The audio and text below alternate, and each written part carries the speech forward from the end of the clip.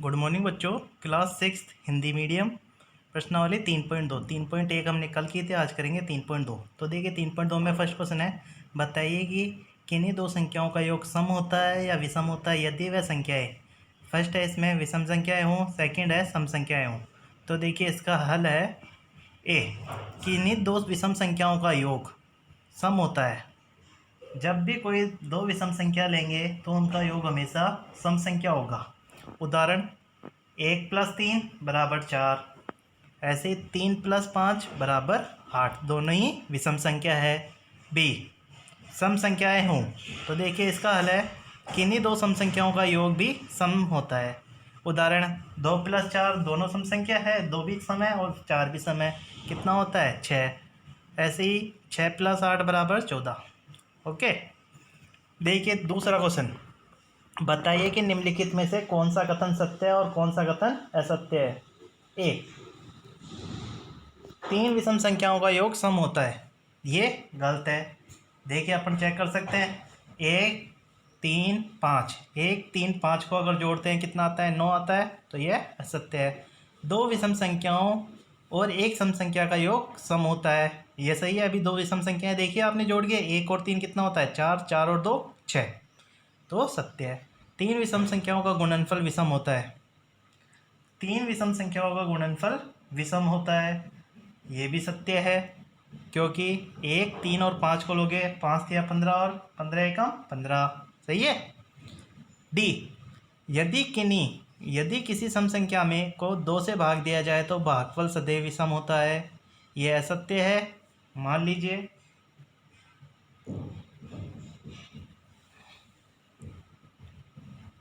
लीजिए अपने पास कितना है 10 है, 10 में 2 का भाग देंगे तो 5 आएगा, ये तो विषम संख्या हो गया।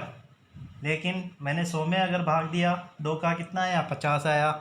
ऐसे ही 20 में अगर 2 का भाग देते हैं कितना आता है 10 आता है। तो सम संख्या भी आ सकती है और विषम संख्या भी आ सकती है, इसलिए डी क्या हो गया असत्य है। फिर आगे देखिए ई, सभी अभाज्य संख्याएं विषम है, सभी अभाज्य संख्याएं विषम है, यह भी असत्य है, क्योंकि अभाज्य संख्या वह होती है जिनमें एक और खुद के अलावा किसी और संख्या का भाग नहीं जाता। तो देखिए अभाज्य संख्या स्टार्ट होती है अपने पास 2 है, 3 है, 5 है, 7 है, 11 है, 13 है, तो 2 क्या होता है सम संख्या होती है, इसलिए अभाज्य संख्याएं सभी विषम संख्याएं नहीं होती। अभाज्य संख्याओं के कोई गुणनखंड नहीं होते। एफ, अभाज्य संख्याओं के कोई गुणनखंड नहीं होते, यह भी असत्य है, क्योंकि अभाज्य संख्याओं के गुणनखंड क्या होते हैं, 1 गुणा अभाज्य संख्या जो भी होती है। एफ हो गया। ऐसे देखिए जी, दो अभाज्य संख्याओं का योग सदैव सम होता है, यह भी असत्य है, क्योंकि अभाज्य संख्या अपन लेते हैं 2 और 3, 2 और 3 कितना होता है 5, सम संख्या नहीं हुआ। केवल 2 ही एक सम अभाज्य संख्या है, एच, ये सत्य है, क्योंकि 2 से ही केवल 2 ही है अभाज्य संख्या, उसके बाद तो जो भी सम संख्या आएगी वो भाज्य संख्या होगी। आई, सभी सम संख्याएं भाज्य संख्याएं हैं, ये असत्य है, क्योंकि 2 अभाज्य संख्या है। जे, दो सम संख्याओं का गुणनफल सदैव सम होता है, ये सत्य है। आगे देखिए क्वेश्चन नंबर 3, संख्या 13 और 31 अभाज्य संख्या है, इन दोनों संख्याओं में 2 अंक 1 और 3 है, 100 तक की संख्याओं में ऐसे अन्य सभी युग्म ज्ञात कीजिए। तो देखिए 17 और 71, अगर 1 को आगे लगाते हैं 7 के तो 17 बन जाता है, और 7 के पीछे की तरफ लगाते हैं तो कितना हो जाता है 71। ऐसे 37 और 73, 79 और 97, ठीक है।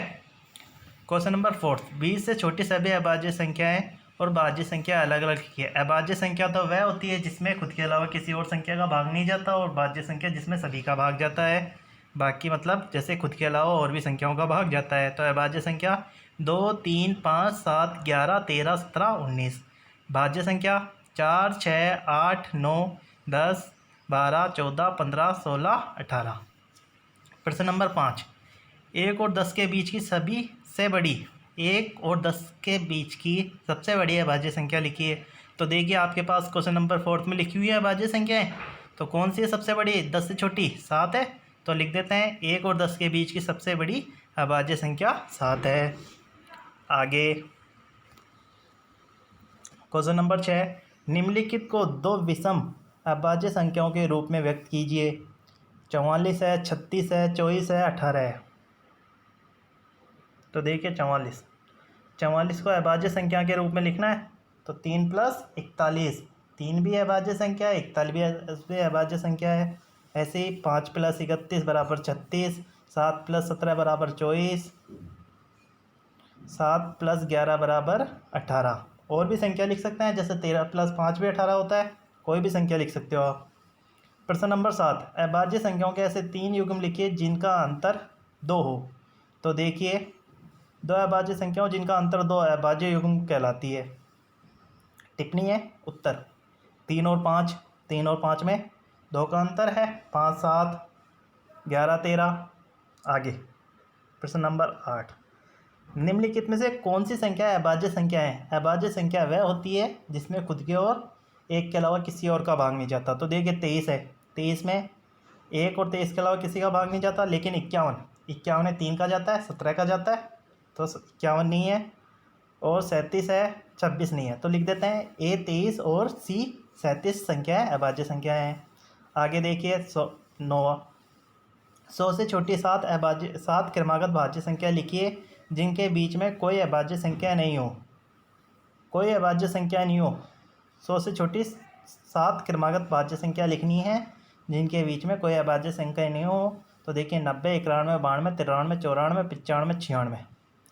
10वां, निम्नलिखित संख्याओं में से प्रत्येक को 3 अभाज्य संख्याओं के योग के रूप में व्यक्त कीजिए। 21। अब देखिए आपको बताया अभाज्य संख्याओं में 2 का भी अंतर हो सकता है, 4 का भी हो सकता है, मतलब जितने का अंतर होगा सब में वही अंतर होगा। देखते हैं। तो देखिए 21 बराबर क्या लिख सकते हो? 3 + 7 + 11। 3 भी अभाज्य संख्या है, 7 भी और 11 भी। ऐसे ही 31 बराबर 3 + 11 + 17। C 53, 13 + 17 + 23। 61 बराबर 19, 29 + 13। मतलब देखिए 19 को जोड़ोगे, ओके।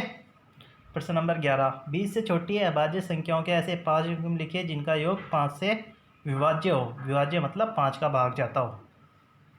तो देखिए 2 + 3 7 + 20, 2 + 3 5 है, 5 में जाता है 5 का भाग। ऐसे 7 + 13 20, 20 में भी जाता है। 3 + 17 इसमें भी जाता है। 2 + 13 5 + 5, ओके। लास्ट क्वेश्चन, प्रश्न नंबर 12, निम्न में रिक्त स्थानों को भरिए।